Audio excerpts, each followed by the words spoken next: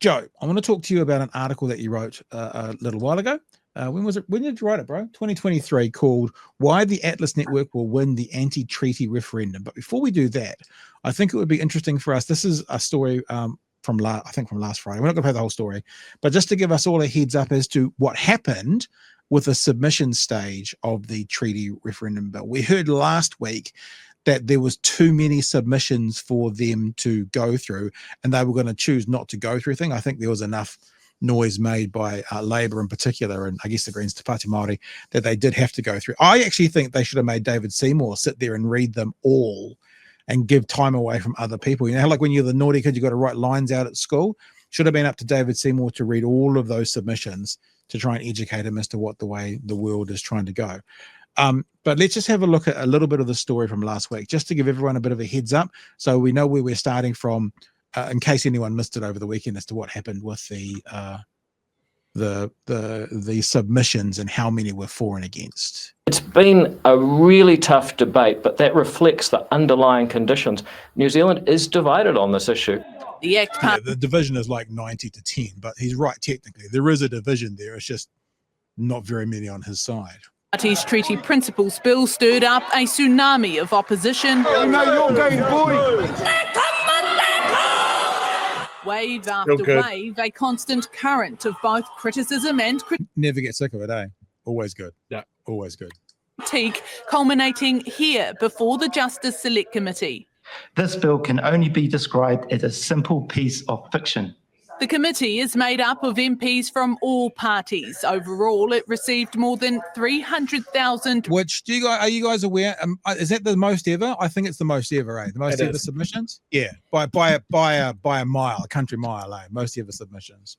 So over 300,000 submissions. Written submissions. 90% opposed the bill, while just 8% supported it, and 2% were unstated. I heard Don Brash on a particular show this morning saying that he said it's obvious that New Zealand wants this change. And I was like, but isn't this really the determining factor? Mate, he was coping so hard over the weekend.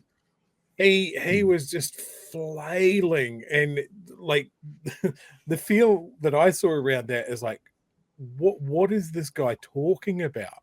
Yeah, like I'm not going to pretend that the submission process shows you the temperature of the entire population, but what it does show you is the temperature of the motivated population around this issue. Yeah. And actually, I mean, it's fair enough to say that there's been polls that have put it the other way. Fine. But as you've just said, motivated, Chewie. So who would be motivated to go out and vote for it? Do you think the people who are writing the submissions are going to be more motivated than the people who have gone like, nah, we won't bother? So, yeah, absolutely. All right, let's maybe another 60 seconds of this and then we'll get into it. I think it's one of the biggest political backfires in the history of the country. There's nothing embarrassing about that. That hasn't happened. David Seymour refusing to accept defeat. The submissions in a select committee often are not proportional to the overwhelming opinion out there in the New Zealand public. It's a divisive piece of rubbish, and the sooner we get rid of it, the better. Te Pāti Māori says some good did come of the debate. It's raised some good issues, and those issues are there needs to be better education of the general population. In the end, the committee has agreed no changes to the treaty principles bill should be made, with just one recommendation by majority that this bill not proceed. There you go. So that was the news from last week, 90-8. As I said earlier, ironically, ACT got 8% at the party. So probably, considering no other party was supporting it, probably is a appropriate response. Yeah, Joe, I'm really happy to kind of follow your lead a little bit here, because I was thinking you wrote this piece a couple of years ago, why the Atlas Network would win the anti-treaty referendum, whereas now what we've seen is sort of an overwhelming response of New Zealanders to say, no, Atlas, your money will not win here. I'm not being naive that it's not still going to be a fight. So I'm interested to hear from you, maybe what you were thinking then, what you're thinking now, and having a bit of a chat about that. Yeah, so this is back in 2023, and this is before there had been any activism, any hikoi. And at that period, we'd seen the biggest, most well-funded political campaign ever in this nation, and it was the Stop Three Waters campaign. You're right. Like, if you ever drove anywhere into the countryside, every single farmer in the country had a Stop Three Waters billboard. Just they were plastered all over the countryside. They're still up down here. They're still up here as well in the North Island. Yeah. So we just saw this vast, well-funded campaign. It was, to me, it seemed obvious that a lot of the funds came from the Atlas Network, because I went to those farmers' protests, and it was just like a bunch of farmers brought along tractors, but there wasn't the numbers. Like, you'll be getting, not like a hikoi, you'll get 50,000 people. In these farmers' protests, you're getting like maybe 100 people, maybe 200 at the most. So kind of the funding of the campaign didn't seem legitimate by about the amount of people that were kind of involved in it. Yeah. And I also felt that after, in 2023, we'd just seen The Voice Australia, where they managed to defeat the yes vote people. And so the Atlas Network came in with millions of dollars of fossil fuel money, and they absolutely smashed the yes vote people. And you know, it wasn't even a position of power that they were offering the Aboriginal people. It was just an advisory committee that was going to advise the Senate on Indigenous issues. And to get such an overwhelming defeat just for something that was just advisory it just astounds me how much money and influence and power projection that they just brought to that campaign. And in 2023, it looked like to me that they were just going to rinse, repeat that whole process again. And we were going to see this kind of force multiplier in this country of multiple lobby groups just working the situation to get an outcome that was really not helpful. It makes me think as well about, and this is no offense intended to those activists in Australia and people who are fighting the good fight, is that what was our takeaway then? Is our Indigenous / ally groundwork here in New Zealand too big for Atlas, and in Australia it's not? Because I mean, you got to obviously say from that result, your absolutely valid fears at the time have not come to pass.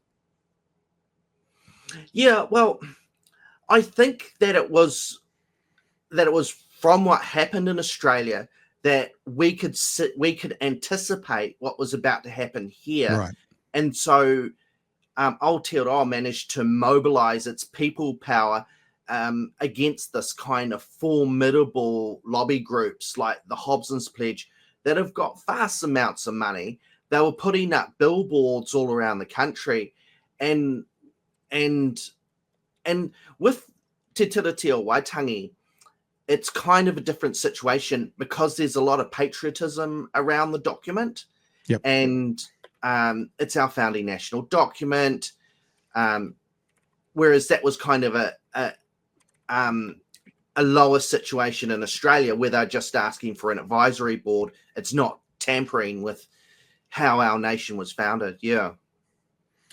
Yeah. So how do you feel now? Obviously, it's going to come back to the debate chamber this week and be voted down. I'm saying that like it's a guarantee. I mean, it pretty much is. I mean, if Luxon needed any more push to not let anything go through, I think a 90-10 response is a pretty good thing for someone who's a bit weak-willed and doesn't have much of a spine. But what are your thoughts about from here on in? Because I guess there's a thought now, more Atlas money could be driven into turn it into a public referendum and turn it to a citizens initiated referendum. Where to from here?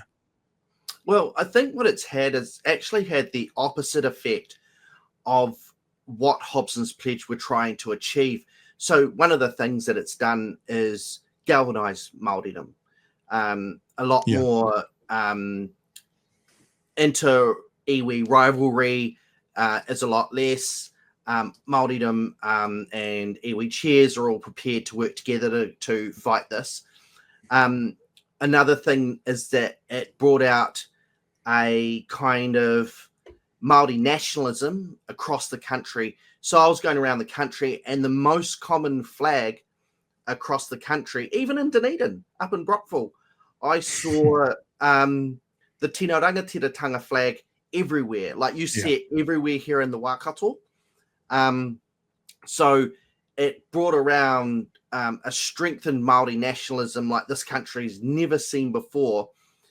And I feel that the anti-treaty kind of movement, I don't feel that it's a real genuine cause, because the majority of the people that take up that cause on Twitter and X, they're all anonymous, and they all have fake profiles. So they're too afraid to show their true identity. And you never see any big hikoi or protests of kind of the anti-treaty movement. Julian Batchelor managed to get 100 people together one time, but it's nothing. It's nothing that you'll see like a pro-treaty hikoi with 500,000 people. Yeah, Chewie. Yeah, I love that. Like we're just voicing the majority, and it's like, well, why can we not see the majority all in one place at one time? Like, you if you can't put action to what you're saying, I think that shows how many people support you, right? The hikoi, look, that was a generational moment. Like the seabed and foreshore protests were the closest thing that we had, and they were dwarfed by this 81 Springbok Tour. Yeah, I think this is a sign, and this is what Seymour and his Atlas backers are terrified of here.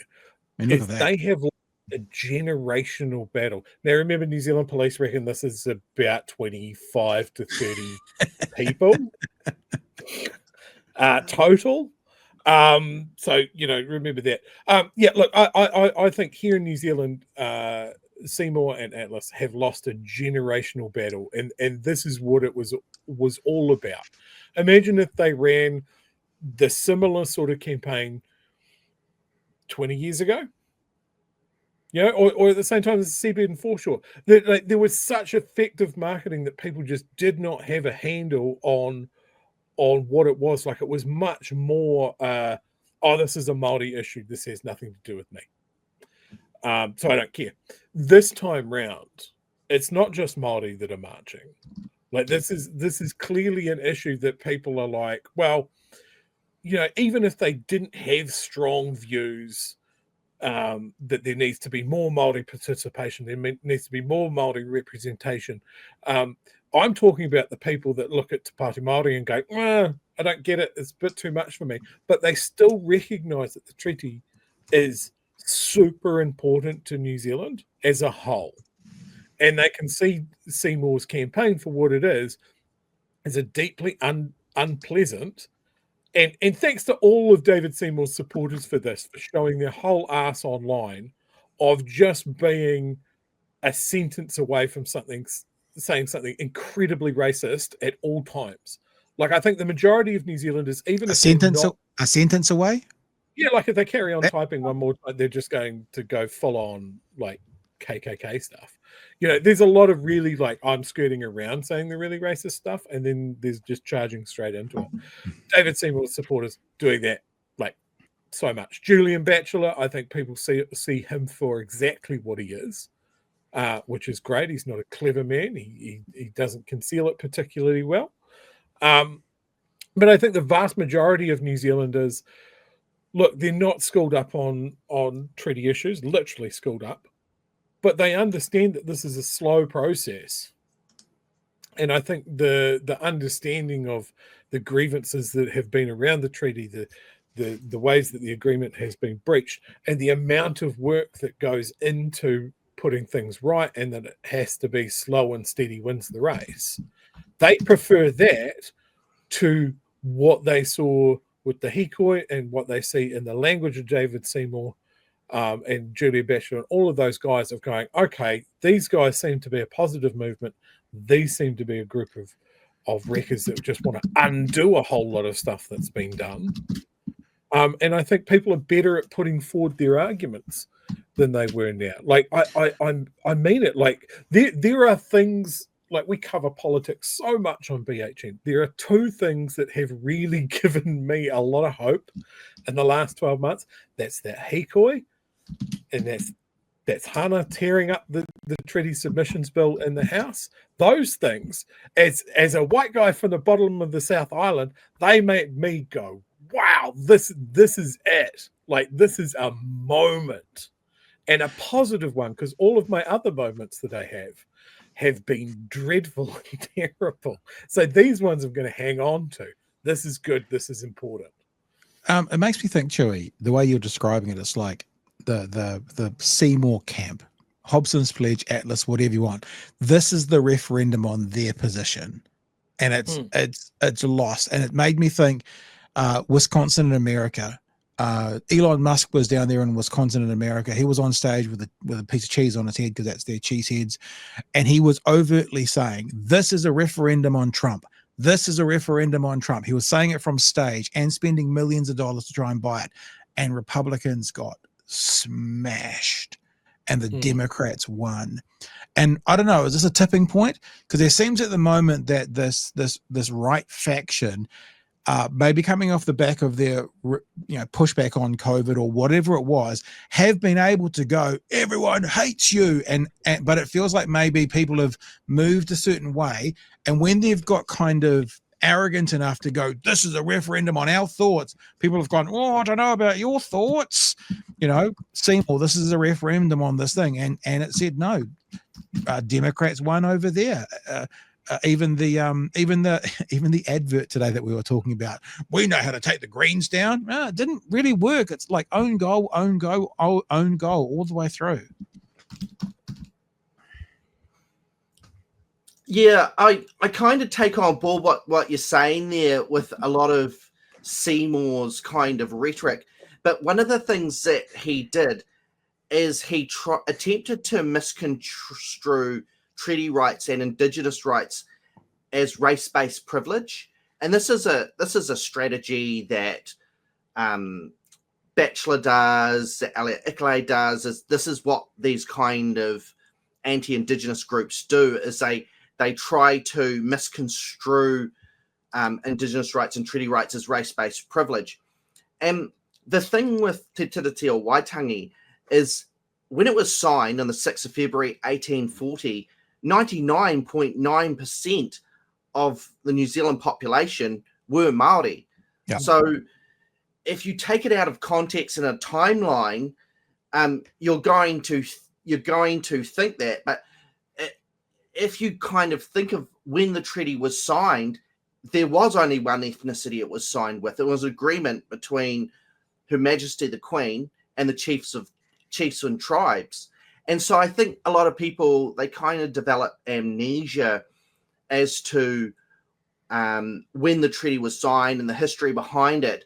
And that's how people like Seymour managed to trick people into thinking that it's the Maoris are getting given everything. Yeah. I mean, that's what I keep on coming back to, right? Is Seymour is just hammering the point every time he got that this is an agreement between races, and that never works. And I just went, it's not between races though. It's between the Crown and Māori, Hapu and Iwi. It has nothing. It's not an agreement between the entirety of Māoridom and all white people. Yeah, but Chewie, what it's easier. I think I'm not to say what you're saying is wrong, but I reckon this is a bit like the how you describe things, making them accurate for people to hold them. If people hear us say it's between the Crown and Māori, they'd go, well, yeah, it's a race. Think about it like this: it's between the Crown and the people who own the land. It's between the Crown and the landowners. Yep. Then that just takes any kind of kickback about, oh, but you said no, they're race. It's like it's between the people who own that neighborhood and the new money coming into that neighborhood who wanted a bit of that neighborhood. That's what the agreement is. Yeah, that's a really good point. And then the other thing is just from a just how humans are, right? Is as you said, why would the overwhelming majority just essentially shrug and go, oh yeah, this queen lady that we've never met, she seems pretty good, sign on the piece of paper. Just that innate sort of, this is a real colonial white supremacy type thing here of going, oh yeah, Māori just naturally acknowledged the superiority of the British people based on the half dozen of them that were here. Like, it just doesn't make any sense. But they want us to believe that. They want to go, oh, that's absolutely how it went down. Yeah, we're all good. Just doesn't make any sense. People do get it back to front, like you're talking about, 99-1, whatever the actual number was, but massive majority Māori. People talk about, even when people are trying to defend and kind of be an ally, they'll talk about, it's only really, we're just wanting Māori to be at the table. We want Māori to be at the table in these conversations. What they don't understand is when the treaty was signed, it was the other way around. It was Māori saying to Europeans, you can come to our table. The table belongs to Māori. It's Māori's table. And so I think we also got to be careful not to flip it to think that, it's tokenism or that like we need to allow Māori into the conversation. It's like when the treaty was signed, it was literally the reverse. We'll let you settlers into the conversation. And just because the numbers have changed of population and that's why that's the agreement. That's what it was. And so people are even starting the conversation from literally the opposite of where it was signed. Like, I guess like kind of you were saying, Joe. Yeah, I think what Chewie's saying is it's so unrealistic that a civilization would hand over all its authority, all its power, its leaders would give away their authority and their laws and all their systems to a little old lady who lived in a castle on the other side of the world. Or it can be as patronizing as well as to think that these people lacked the mental ability to realize that they were just going to hand over their entire society to this little old lady who they'll never ever meet. And it like, who are you kidding when you think that would possibly be a possibility, that you'll hand over millions of acres of land and all your authority? It's just so unrealistic. Mm-hmm. Yeah. Okay. So we'll wrap up on this. Like, Joe, honest opinion, where to from here? What's going to happen with this Treaty Principles bills, or at least the ideas behind it? Is it going to die and go away, or is it going to come back in some other form? I mean, Seymour's already making noises about, well, that's what it is for now. What are your thoughts? Well, I think that it'll go up to the second reading on Thursday, and I have a feeling that the National Party will vote it down, and then that'll mean the majority of the House are opposed to the legislation. It can't get to the third reading. I just don't think that it's had the effect that Seymour's wanted, and that it's just ramped up Māori nationalism, and that's the exact opposite that he was after. I think what he was after was kind of colonizer fragility being appeased. Mm. Yeah. Chewie, any ideas? Where to from here? Yeah, look, I think it's a dead duck. I think Seymour always knew it was a dead duck. I'm firmly in the camp that this is just one more step towards him wanting a citizens-initiated referendum, which could go in a very different direction, because anybody that wanders into a voting booth can just put a pen to a tick box and go, yep, cool, whatever. It's not going to be about passion or knowledge or education or anything like that. That's his aim. He wants the tyranny of the majority there. I think that it's also a shield for that other piece of legislation that we've talked about. The name escapes me now. RSB? Yeah, which is about cutting the treaty out of a whole bunch of other legislation. That is still progressing. That's not as emotive as this piece of legislation is, and it still has the ability to sneak under the radar. Yeah, I regulatory think, standards bill. yeah, I think National want to put this to bed as soon as possible, so it is out of their runway for the election. I'm not going to let them forget that they were the ones that introduced this, because they're shit at negotiating. Yep. And Luxon is bad at this and a terrible leader. So we're going to ride that all the way to election day.